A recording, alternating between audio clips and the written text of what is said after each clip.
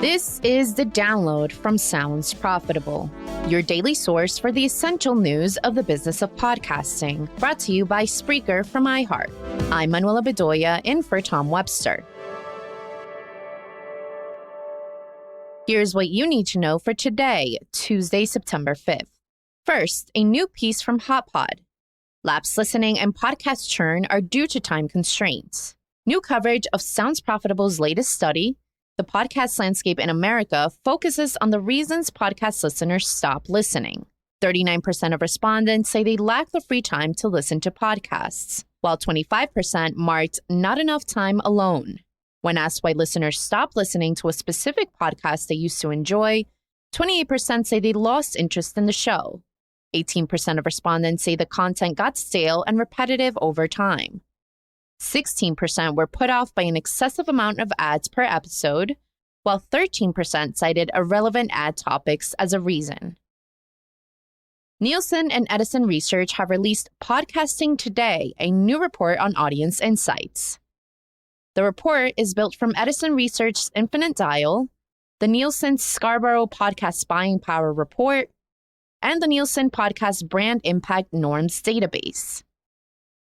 Podcast consumption while in transit has risen across all age groups, becoming the most popular location to listen to podcasts for both the 18 to 34 and 35 to 49 demographics.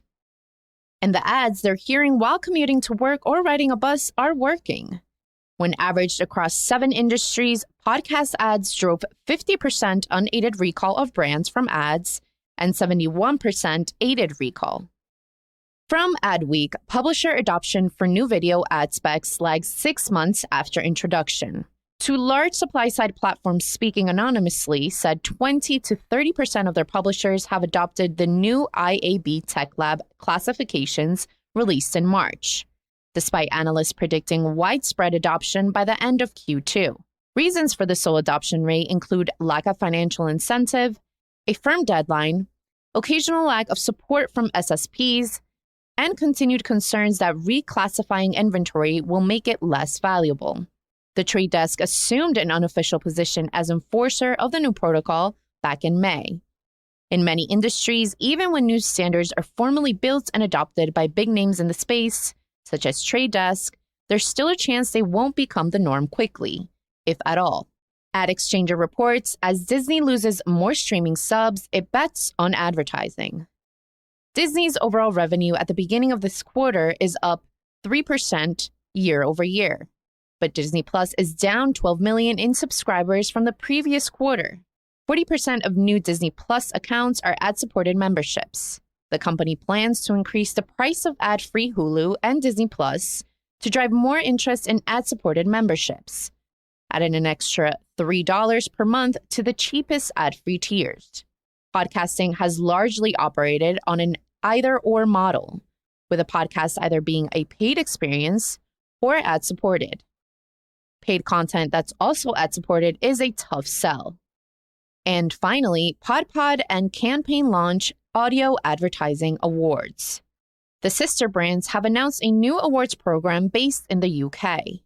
The program features over 25 categories for audio advertisements and will be judged by a panel of industry leaders and experts.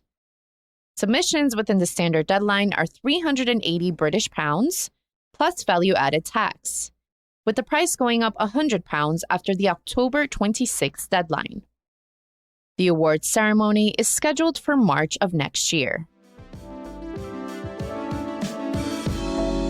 Be sure to check out the links to every article mentioned right in your podcast listening app or at soundsprofitable.com, where you can also subscribe to the newsletter version.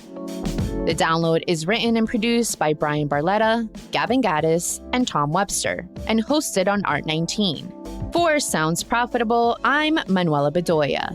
Download us again tomorrow.